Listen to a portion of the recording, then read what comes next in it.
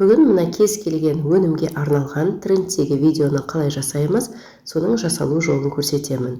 Алдымен өніміңіздің суретін ChatGPT-ге жүктейміз, содан кейін жазамыз. Мына өнімге көз, мұрын, құлақ, ауыз, қол, аяқ, қандай дене мүшелері керек, барлығын жазамыз. Жасау керек, соған арнап промпт жазып бер дейміз. Және GPT-ге жолдаймыз.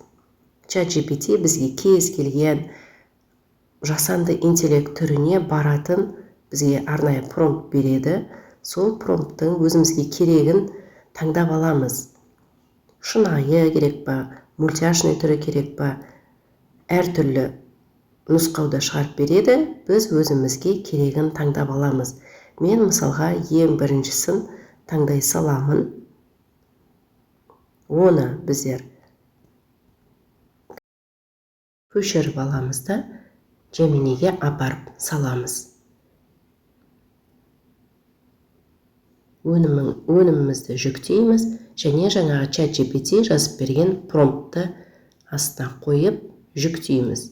Содан кейін бізге Gemini осындай сурет шығарып береді. Оны стрелка, жоғарыдағы стрелканы басып, өзімізге жүктеп аламыз. Содан кейін кез келген браузерге жазамыз Grok деп. Grok деген бізге тегін видео жасап береді. Grok'тың ішіне кіреміз. Сол жақ бұрышындағы, жоғарғы бұрышында 3 сызықшаны басып, Imagine деген сөзді табамыз. Үстінен басамыз. Скрепканың үстінен басып, жаңағы суретімізді жүктейміз. Және жүктейміз, содан кейін жазамыз. Айту керек сөздерін жазамыз. Сәлем, мен мұрынға арналған спреймін. Аллергия, гайморит, тағы да басқа ауруларға көмектесемін деп айтатын сөзін жазып қоямыз. Бірақ Grok'тың бір әдеті бар, біз жазып болғанша ол өзі генерация жасап тастайды. Сол себептен оған қарамаймыз. Өзіміздің текстімізді жазамыз да ақ стрелканы басамыз. Сол кезде бізге видео жасап береді, біздің сөзімізді айтып. Бірақ көп жағдайда Grok бізге дұрыс озвучка жасамайды.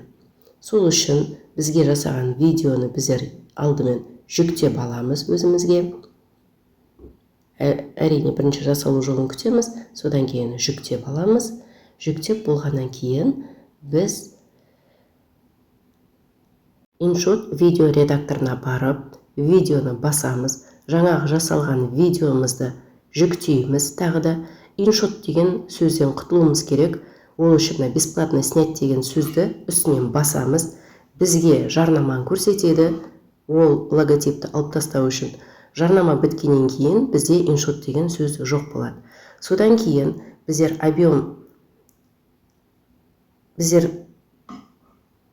Narakit деген қосымшаға барып, Narakit деп жазамыз.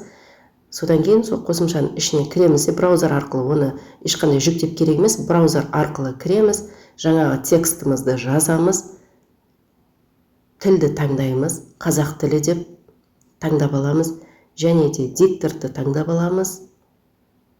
Бізде мына жерде 2 диктор тұрады, біреу Гүлшат, біреу Берік деген. Біздер ер адамды таңдайық, Берік деп. Содан кейін Create Audio дегенді басамыз.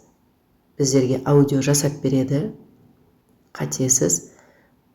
Және Download дегенді басқан кезде бізге InShot'тан ол көрініп тұрады.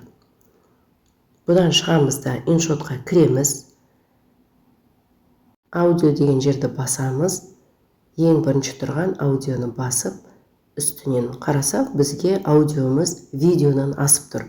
Енді ол үшін жылдамдығын арттырамыз, көбейтеміз.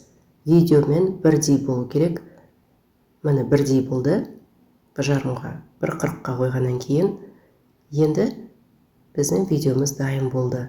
Енді бұны біздер егерде Grok дұрыс айтпаса жасаймыз. Егер Grok видеодағы сөздерін анық қатесіз айтқан болса, ондашы оны жүктеп аламыз да ары қарай қолдана береміз.